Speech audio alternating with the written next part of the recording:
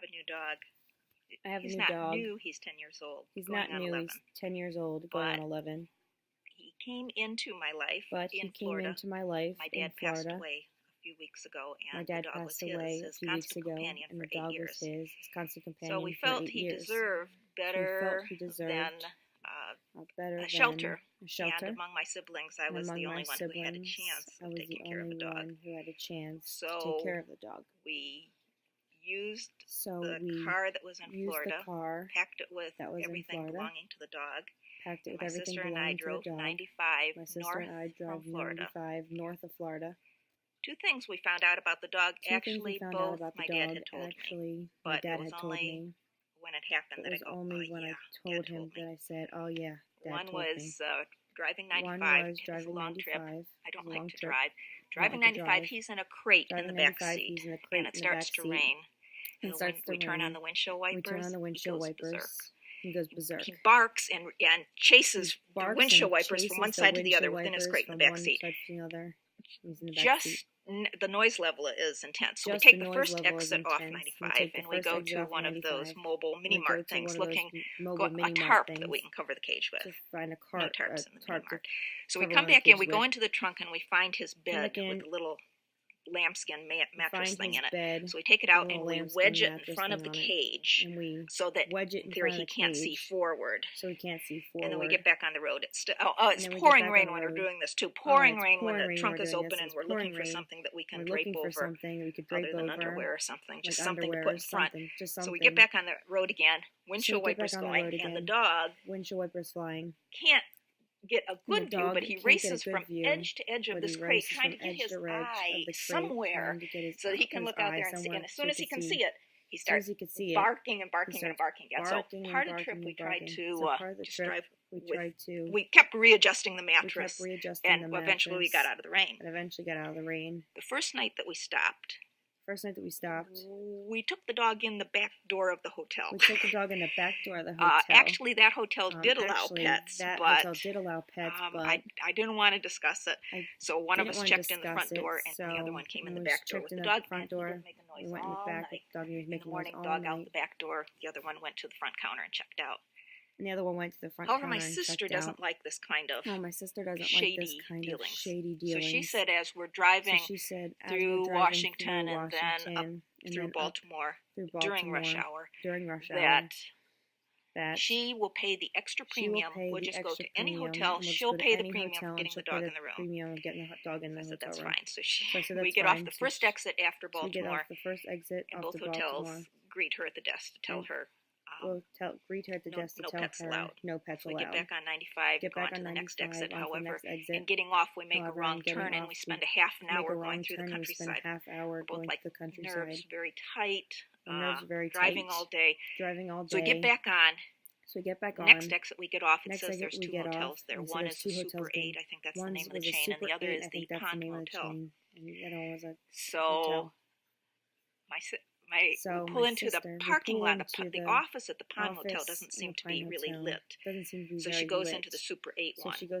And I must have been groggy from the hours of travel, but once I moved my eyes up to the office, I saw in letters 18 inches high in the window says no pets. And it also didn't seem to have exterior doors into the motel. So when my sister comes back to get the license plate number, I said, you see the no pets there, and there's no exterior doors? We really want to go to the Pond Motel. And she said, well, the guy in there told me they have merged. They're really one motel now. And I told him I wanted to room over there, and those have exterior doors. I just want to go over there because they have exterior doors. She signed us in. She paid the bill. I don't know what it was.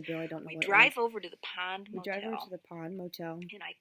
And I take the dog behind the motel to water him in the room. And get him in the room. I think it was close to 10 o'clock that night. We're really tired. My sister's in bed first. We don't carry the crate or the bed or anything in because to attract the least attention. I had the television on just as background noise while we were getting ready for bed. I get in bed. The dog's laying on top of the bed between us. I reach over and I turn off the light, and then with the remote, aim it at the TV, and click it off. Take the remote, aim it at the TV, and turn it off. In the silence of the night, quack, quack, quack, quack, off the pond. The pond is covered with ducks. Well, I forgot to mention, this is a Miniature schnauzer. Miniature schnauzer. Perhaps a hunting dog. Perhaps a hunting As dog. soon as he heard these quacks, he started barking very loud. Very loud. And wouldn't stop. He knew. And I remembered my dad says he barks at ducks. My dad had told me he barked at windshield wipers. He barked. So I was like frantic, reaching around in the dark, trying to find something. Found the light, and then turned on the TV. TV being on covered the quacks. And we either slept or didn't sleep through the night, as it may be, with the TV on all night. Because there were other people in the motel units on the way down. In the morning, we left early. So I eventually get home with this dog. Many changes in his life now. A new master. North versus south. We had some ice in that first week we were here. Me going to work during the day. And he stays home in the cage. Plus, I changed his diet. I took him off wet food, put him only on dry food on the advice of a vet. So there's a lot of change in his life, and he's having a bit of a hard time adjusting to all these things. Each day I come to work, I tell my dog stories, I get advice. Everybody has their own advice about what you do with the dog. And one said, at night, cover his cage with the blanket. Because then he will feel cozy and safe. So that night I took a lightweight blanket, just draped to the floor all the way around the cage. Because each night he had been barking. Long time. But in fact, he barked down at my dad's house as well. My dad would yell back at him, quit barking, and he'd bark, and my dad would yell back. But I wasn't going to get caught in that. He'd bark, I wouldn't say anything. A few of the nights it lasted like a half an hour barking, and then he finally gave up. So I'm trying this, make him cozy. Put this blanket over the cage, and in the morning I come downstairs, and the whole blanket is in the cage, and he's sitting on it. And the grid of the cage is like an inch and a half by 3 inches. That's the largest hole. And when I came to work and told people that he had moved the blanket in the cage, they said he must not have gotten any sleep last night. He'll be sleeping today. Then someone said he probably brought it in because it had your smell on it, and he wanted something to cozy with in the cage. So I think it was on the Monday.